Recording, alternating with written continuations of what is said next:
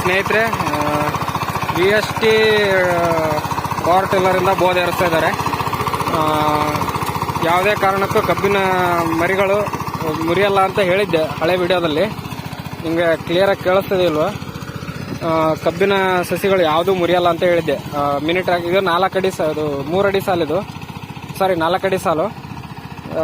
ಇಲ್ಲಿ ಕಬ್ಬು ಟ್ರ್ಯಾಕ್ಟರಿಂದ ಹೊಡೆದ್ರೆ ಮುರಿಯುತ್ತೆ ಅಂತ ಹೇಳಿದ್ದೆ. VST ಪವರ್ ಟಿಲ್ಲರ್ ಇದ್ದರೆ ಮುರಿಯಲ್ಲ ಅಂತ ಹೇಳಿದ್ದೆ. ನೋಡಿ, ಯಾವ ಸಾಲಲ್ಲೂ ಏನೂ ಡ್ಯಾಮೇಜಸ್ ಆಗಿಲ್ಲ. ನೋಡಿ, ಎಲ್ಲೂ ಕಬ್ಬು ಮುರಿದಿಲ್ಲ. ನೀಟಾಗಿ ಬೋದ್ ಏರಿಸ್ತಾ ಇದ್ದಾರೆ.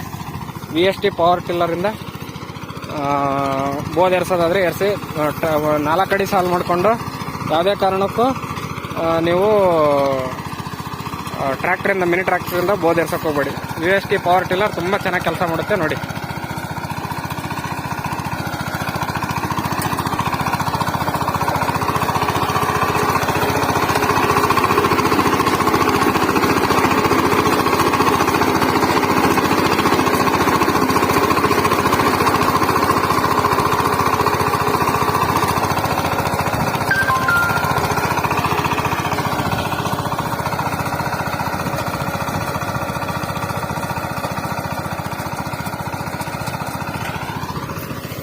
ನೋಡಿ ಎಲ್ಲೂ ಕಬ್ಬು ಏನೂ ಡ್ಯಾಮೇಜ್ ಆಗಿಲ್ಲ.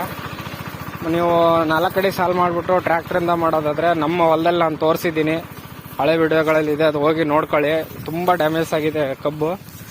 4 ಅಡಿ ಸಾಲು ಮಾಡಿಬಿಟ್ಟು ದಯವಿಟ್ಟು 3 ಅಡಿ ಟ್ರ್ಯಾಕ್ಟ್ರಿಂದ ನೀವು ಯಾವುದೇ ಕಾರಣಕ್ಕೂ ಒಳಗಡೆ ಸಾಲು ಕಬ್ಬಿನ ಬೋದ್ ಏರ್ಸೋದಾಗಲಿ ಒಳಗಡೆ ಹರಗೋದಾಗಲಿ ಮಾಡೋಕ್ಕೆ ಹೋಗ್ಬಿಡ್ರಿ. VST ಪವರ್ ಟಿಲ್ಲರ್ ಇದ್ದರೆ ಅದನ್ನು ಬಳಸ್ಕೊಳ್ರಿ, ಅಥವಾ ಬಾಡಿಗೆ ಸಿಕ್ಕರೆ ಬಾಡಿಗೆ ಕರ್ಸ್ಕೊಂಡು ಬಾಡಿಗೆಯಿಂದ ಕೆಲಸ ಮಾಡಿಸ್ಕೊಳ್ರಿ. ಬಟ್ ನೋಡಿ, ಎಲ್ಲೂ ಯಾವುದೇ ಸಾಲಲ್ಲೂ ಬೋದು ಪರವಾಗಿಲ್ಲ, ಚೆನ್ನಾಗಿ ಏರಿದೆ.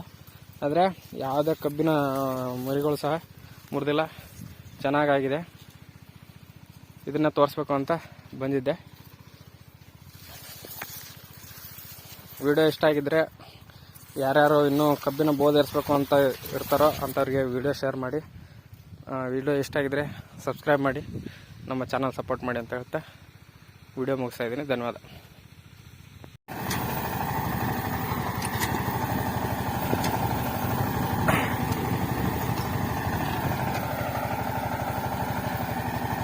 ನೋಡಿ, ಹೊರಬಂದ ಗಡ್ಡೆಗಳು ಏನು ಕಬ್ಬು ಮರಿಗಳ ಸಂಖ್ಯೆ ಜಾಸ್ತಿ ಮಾಡ್ಕೊಳಕ್ಕೆ ಏನು ಗಡ್ಡೆ ತನ್ನ ಬೇರುಗಳನ್ನ ಬೆಳೆಸ್ಕೊಂಡು ತನ್ನ ಗಡ್ಡೆ ಏನು ಬೆಳೆಸ್ಕೊಂಡಿರುತ್ತಲ್ಲ, ಮರಿಗಳ ಸಂಖ್ಯೆ ಹೆಚ್ಚು ಮಾಡ್ಕೊಂಡಿರುತ್ತಲ್ಲ, ಆ ಥರದ್ದೆಲ್ಲ ಮುರಿದೋಗುತ್ತೆ. ನೋಡಿ, ಸಿಕ್ಕಾಪಟ್ಟೆ ಮುರಿದೋಗುತ್ತೆ.